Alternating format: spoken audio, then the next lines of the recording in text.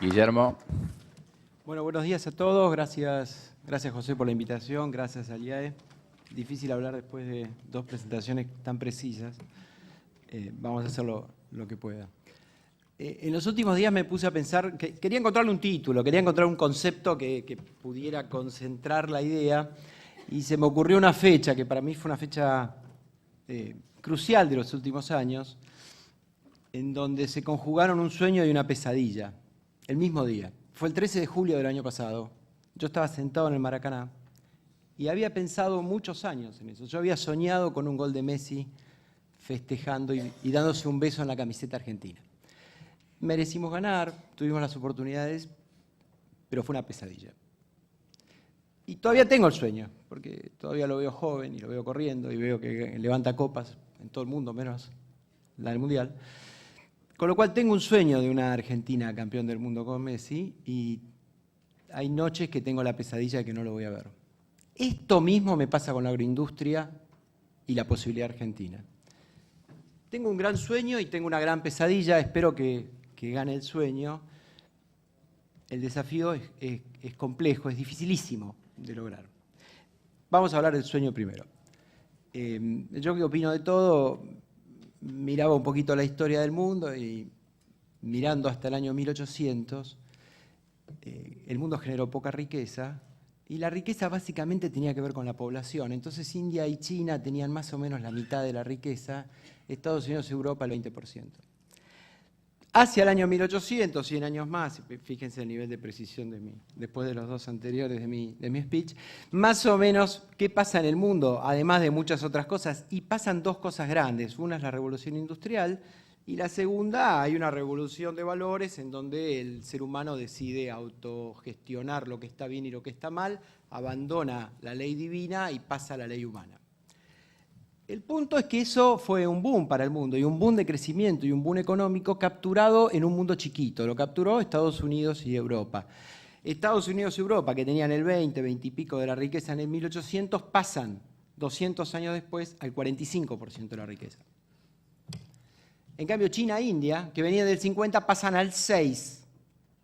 Hacia el año 1970 tienen el 6% del Producto Bruto del mundo. O sea, claramente, estas dos revoluciones, la industrial y llamemos la revolución de la ley, la revolución democrática, con ups and downs y las guerras en el medio, etcétera, fueron capturadas por ese sector del mundo.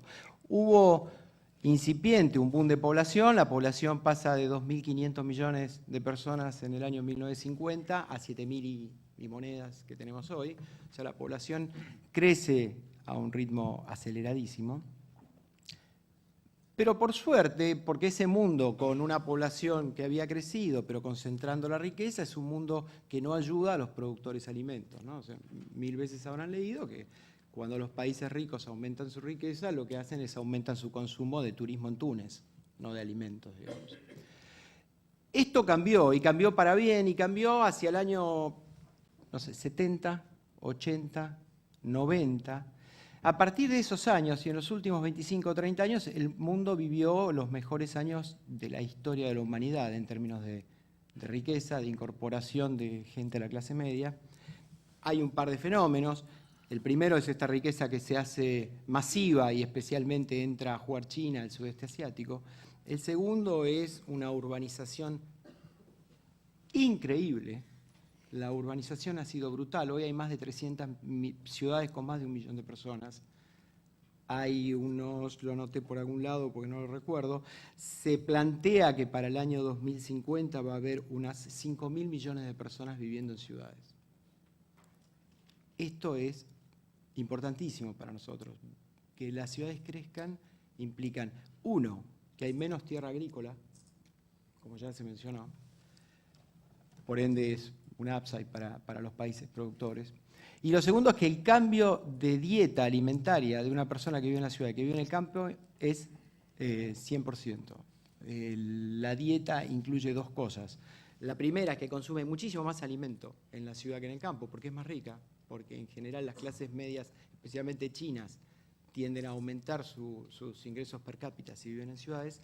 Y la segunda, que consume alimentos industrializados. Con lo cual, el elemento de una población creciente que se hizo exponencial hasta llegar a estos 7.000 millones de personas, más urbanizaciones, más un mundo que pasa a partir de 1980, 1990, y hay grandes cambios económicos y de administración en estos años, hicieron un boom de las clases medias, que ya lo habrán leído. China, India incorporan no sé cuántos millones de clases medias anuales al consumo de alimentos. Ese cambio del mundo ha sido brutal después de la caída del muro. Se consolidaron las democracias, se administran bien los gobiernos, se desarman burbujas sin catástrofes ni depresiones como la del 30, ni guerras mundiales, con lo cual tenemos un mundo que ha demandado alimentos, la productividad del agro ha crecido en línea con esa demanda de alimentos, sin embargo los precios por suerte alentaron a la suba, se juntaron algunos problemas climáticos de los últimos 10 años que llevaron precios al alza, más una cosa que hicieron los países ricos que parecería que está llegando a su techo, que son los biocombustibles, no necesariamente el azúcar, pero sí el etanol americano a partir del maíz o el biodiesel europeo, que potenciaron esa suba de precios. Con lo cual vimos años de excelente demanda, de excelente precio. Cuando miramos para adelante, ¿cómo son los próximos 20 años? Parecería que más de lo mismo, pero todos menos acentuado. La población crece mucho menos, hay índices de 0,8 o menos del 1%, básicamente la población, excepto en los países musulmanes y la India, tiende a no crecer, estar estabilizada. La tendencia hacia las ciudades va a continuar y quizás el crecimiento de per cápita, de ingreso per cápita también va a continuar, pero en mucha menor medida. Con lo cual, ¿qué vemos para los próximos 20 años? Vemos que estos consumos tienden a crecer, que estos consumos tienden a crecer en precio, no necesariamente como el pasado, pero sí vemos que el ingreso per cápita más el aumento de la población debieran estar por arriba de la productividad del agro, con lo cual hay una demanda hacia el 1 o 2% de precio por año, que es lo que más o menos estiman todos. Con lo cual vivimos un mundo que cambió para bien, especialmente para los países productores como nosotros, y un mundo que tiende a continuar en la senda de la demanda. Esta demanda focalizada, como ya se dijo, focalizada en la leche, focalizada en la producción industrial de proteína animal, por ende en nuestra participación en soja, con lo cual tenemos todo dado para que estos países que producen alimentos, y como ya se planteó acá, Sudamérica es el principal, quizás no hoy el principal productor, hoy es el principal productor, pero la tendencia es que su participación crezca en SHEAN en el futuro, tengan la demanda asegurada y precios tendientes a la suba. Con lo cual tenemos un cóctel buenísimo. Sudamérica es la región con los mejores campos, ese mix entre campo y agua que el mundo necesita, el mundo bien administrado y lo demanda, y llegamos a la Argentina. Y la Argentina es un vergel para este escenario. La Argentina tiene una capacidad productiva fantástica, creo que Mauricio y algunos de ustedes también lo planteó antes, hay un escenario de 150 millones de toneladas producidas por Argentina. Argentina tiene la mejor industria oleaginosa del mundo, tiene una capacidad industrial de 60 millones de toneladas hipereficientes, produce sus 55, 60 millones de toneladas en aproximadamente 450.000 kilómetros cuadrados, y eso es, para tener un parámetro, Illinois y Iowa tienen 300.000 kilómetros cuadrados. O sea, la Argentina produce una enormidad de soja en un triángulo relativamente pequeño y lo industrializa a nivel de 60 millones de toneladas en alguna de las mejores plantas del mundo. Y esto mismo es aplicable a la capacidad que tendría de producir leche, a la capacidad que tendría de producir carne, a las economías regionales, a los limones, al vino. O sea, la oportunidad está. Hoy tenemos un problema logístico serio. La Argentina hoy no tiene logística competitiva, logística interna competitiva. Ya habrán escuchado que es más caro viajar de no sé dónde hasta no sé dónde que ir a Rotterdam. Y creo que bastante cerca de Rosario ya se gasta lo mismo que ir a Rotterdam. Con lo cual tenemos un panorama sumamente alentador y ahí me permito, y seguramente ustedes también tienen este sueño. Tenemos un sueño de una Argentina grande. El punto que yo muchos años tuve el sueño de Messi besándose la camiseta. Y no se dio.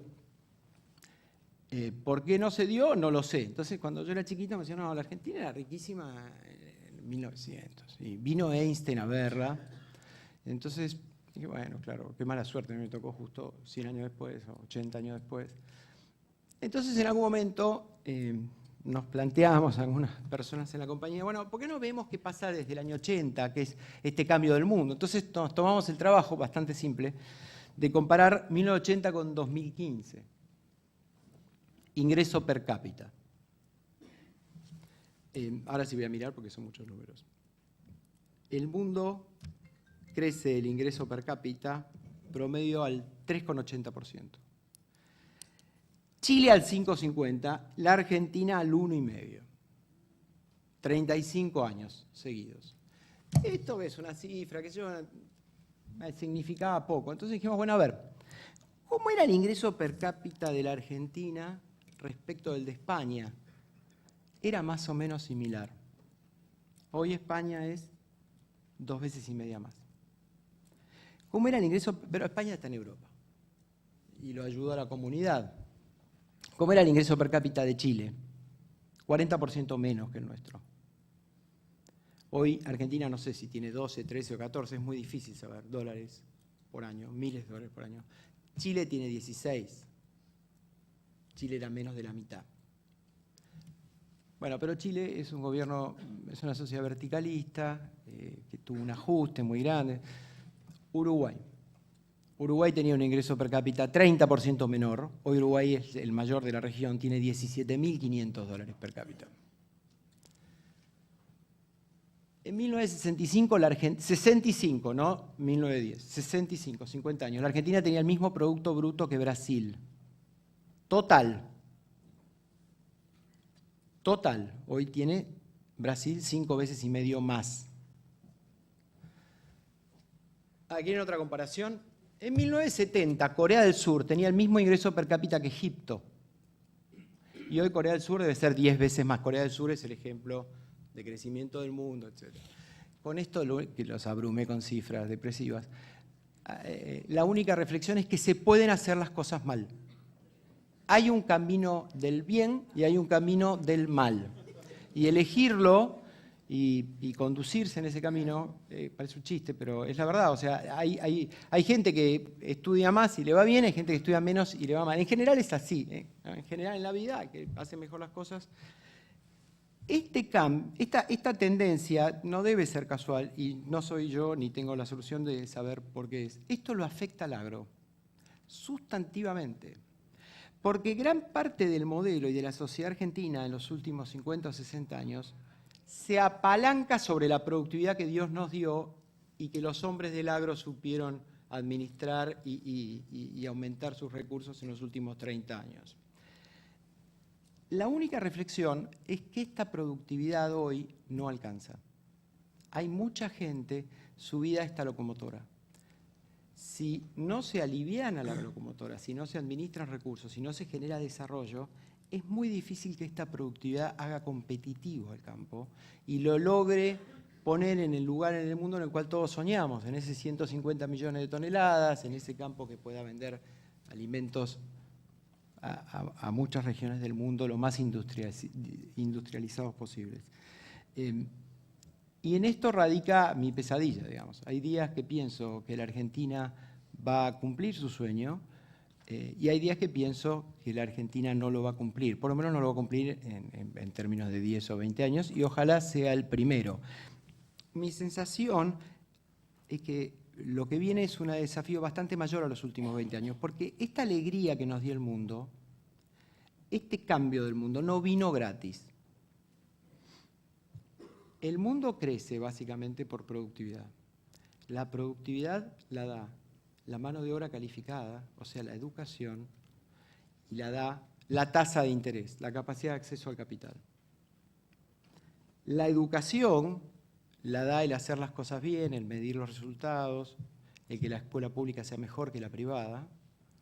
Compartía con algunas personas antes que estoy leyendo el libro de Born.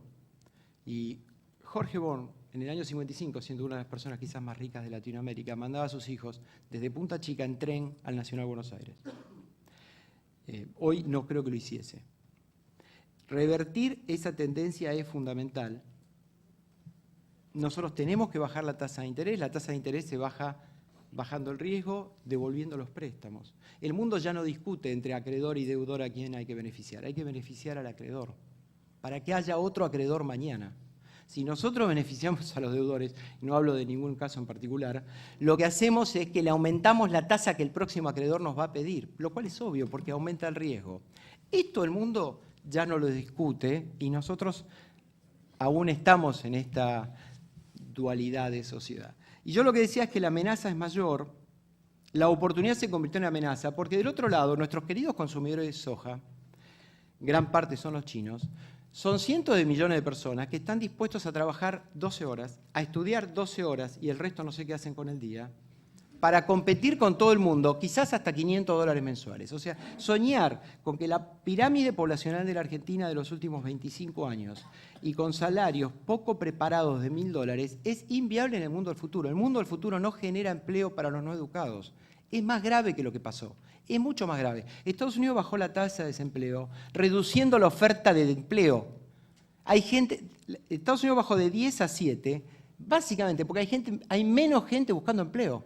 El mundo no genera empleo para los no calificados y si lo genera va a ser trabajo esclavo. Y los chinos decidieron correr ese camino. Los chinos decidieron estudiar y trabajar toda la vez muchas horas. Nosotros tenemos que emprender ese camino, del cual dudamos a veces. Dudamos en estudiar y dudamos en nuestro compromiso como sociedad con el trabajo. Con lo cual lo que yo venía a decirles es, creo que el sueño es enorme, creo que las posibilidades son enormes, tenemos que cambiar todos, tenemos que cambiar en las elecciones, tenemos que cambiar en la sociedad, tenemos que cambiar en el día a día. El mundo es una gran oportunidad, pero es una gran amenaza. No hay empleo para no calificados, no va a haber. Yo tengo un compañero de trabajo de un competidor nuestro muy inteligente que dice: en el mundo del futuro va a haber que pagar para trabajar. No va a haber empleo y no va a haber empleo no calificado. Si nosotros seguimos produciendo gente no calificada, nuestro futuro es muy complejo porque es lógico que esa gente dependa de los sectores productivos.